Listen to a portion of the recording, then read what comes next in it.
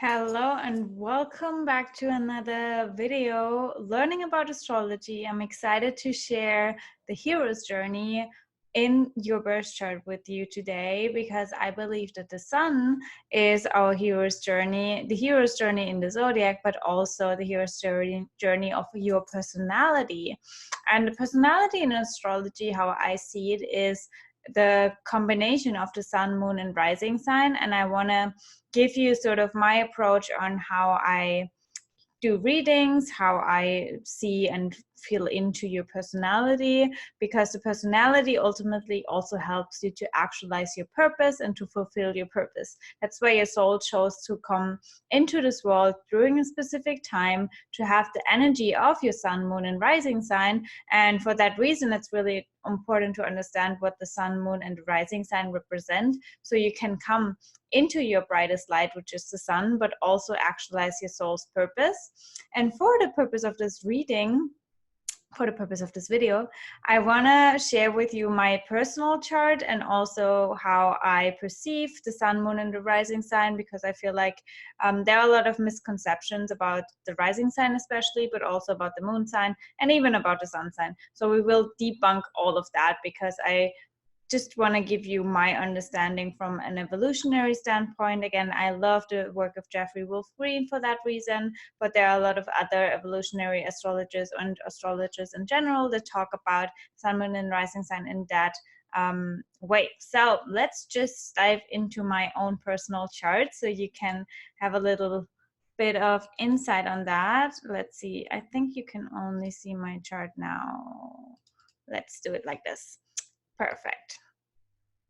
So what we see here is, first of all, what's the sun, moon, and rising sign? That's really important to determine. And a lot of people that just got into astrology always know their sun sign and then maybe the moon and the rising sign. And it's incredible because all of these three signs are really important to understand what the flavor of your personality is and what your inborn strengths are as well. And the way I see the sun, moon, and the rising sign, it's literally shaping your personality, and I almost see that as like the driving car throughout the journey of your life, which the journey of your life is basically the imprint of your birth chart, right? So the car that you drive definitely helps you to actualize your purpose, to actualize the intention that you have for this lifetime. That's why it's so important to know what is my strength, like what are my strengths, what is the flavor of my personality, who am I, and how does the world perceive me as well. And that's actually one of the key words, because a lot of people see the rising sign as how the world perceives you in a certain way, right? It's the mask that we wear. That's usually what you can hear. Like, rising sign is the mask that you wear, the filter that you have, the first impression that people have when they see you.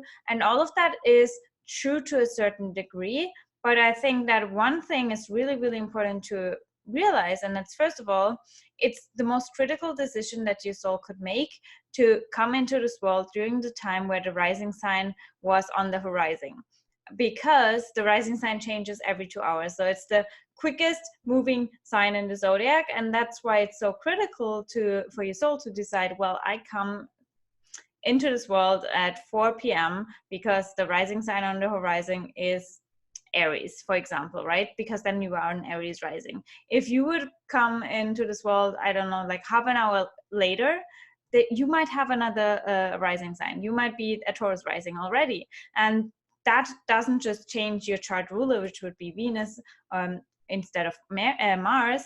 It also changes all of the other houses, because the rising sign is always on the left side right here. In my case, I'm a Sag rising, so I have Sagittarius on my ascendant, right? And my chart ruler would be Jupiter for that reason.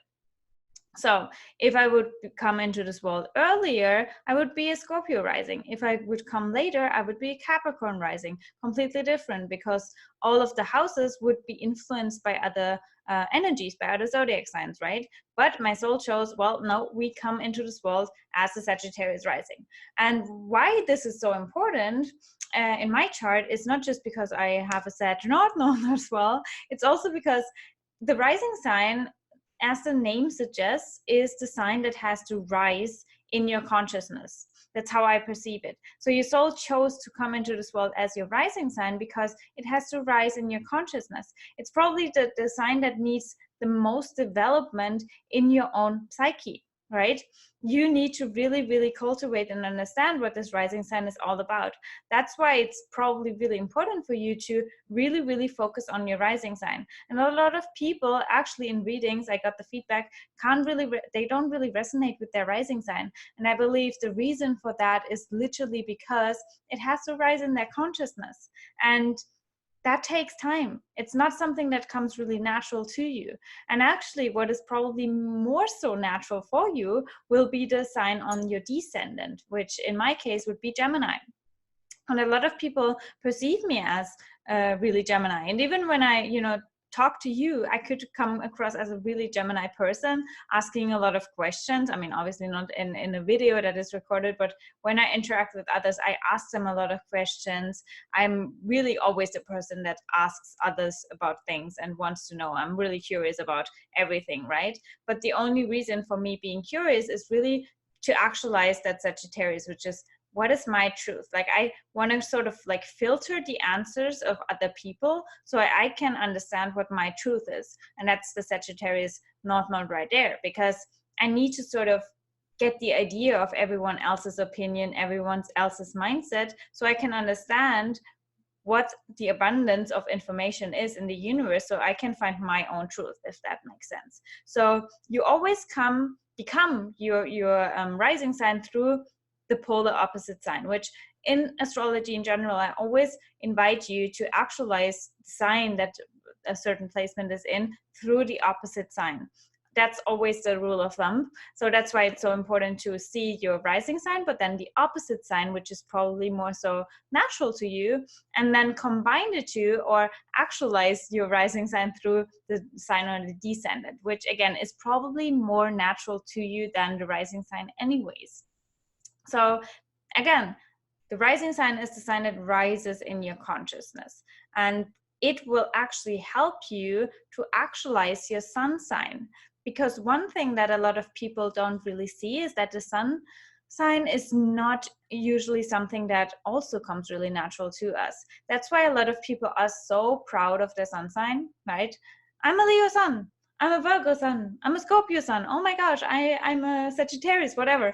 People are usually so proud of their sun sign. And the reason for that is not because they are their sun sign, it's because their sun sign is the highest potential that we see for us in this world, in this lifetime, right? It's the highest potential. And usually when we see potential, we are really like attracted to it, right? And we celebrate it, we put it on a pedestal, and that's why we are so proud of it. But we are actually not there yet. And the moon sign, for example, is something we naturally embody, and it's usually something that we don't really celebrate or cherish that much because it's just so natural to us, sometimes even really unconscious. It's like the autopilot programming that runs in our system, in our psyche. So a lot of people are not that proud of their moon sign, or they don't even think a lot about their moon sign. But it's the deeper emotions, and it's also like the ego structure that we need in order to have some level of security and safety and boundaries in this life, because that's something that we usually don't come with, right? We need some sort of ego structure that holds us in a specific box, so to speak, without any judgment, right? It's a specific box that we have that naturally holds space and security deep down inside of us, and that's the moon sign. Whenever you tap into your moon sign, you will probably feel really secure and like you are in your comfort zone, in your safety zone, so to speak. And you need that level of security, so you have the foundation, so to speak, to actually actualize your sun sign and to explore that rising sign, because otherwise it would be way too scary. And these three placements for me indicates or like embody that hero's journey that all of these three signs really make up in your life. And all of these three signs and embodying them, understanding to the core, that's what I call the hero's journey of the zodiac. Because when you understand that basic level of sun, moon, and rising sign, which make up your personality and your personal strength, and even a mini journey in itself, you will understand how you will be supported by your own personality, how you can take your own power back towards actualizing your soul's purpose and your soul's desire that is then reflected by Pluto in your birth chart. And that's why I think it's so important to start with these basics, sun, moon, and rising sign, understanding them to the core. So you really, really see, okay, these are my strengths. My soul chose to rise a certain sign in my consciousness, so I can embody that Leo energy in my case, so I can embody that sun energy.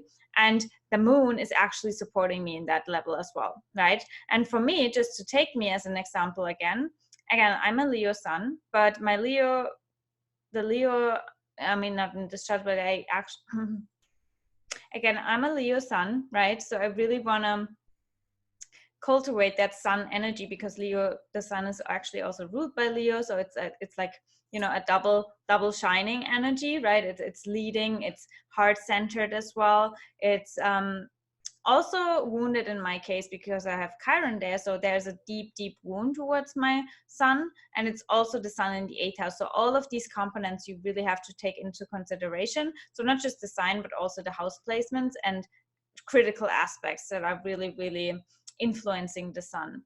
And then you would take into consideration, okay, but I come from being a Capricorn moon in the 2nd house, the moon in the 2nd house, and then also Capricorn, that's like, you know, the drive to work, the drive to achieve, the drive to do things, to build an external structure as well, but also to build a level of self-worth, related to maybe working or achieving things and all of that, making maybe money and all of that, but all of that will give me safety, so I can explore that sun sign even more. And what will probably help me towards actualizing that hero's journey of my sun sign is exploring Sag energy, which is optimism, because the sun in the 8th house can be really depressed, can be really dark, and not really, you know, bright, right? But that Sagittarius rising will probably support me, because Sagittarius has a natural optimism, loves to explore the world, loves to explore spirituality, spiritual principles. And maybe that's actually what will help me shine a brighter light in this world, which is definitely what I do, right? I have found my calling towards astrology, towards finding a deeper connection to the universe, and really understanding that there's, you know, a deeper meaning and a deeper reason and purpose, which is again Sagittarius, in the darkness of my own wounding towards my self-image and towards, you know, not being seen and all of that, which is the wounded Leo energy, the wounded sun. And that's actually how I could then cultivate that sun energy, and how I could actually become a shining light for others, but also for myself in my own life.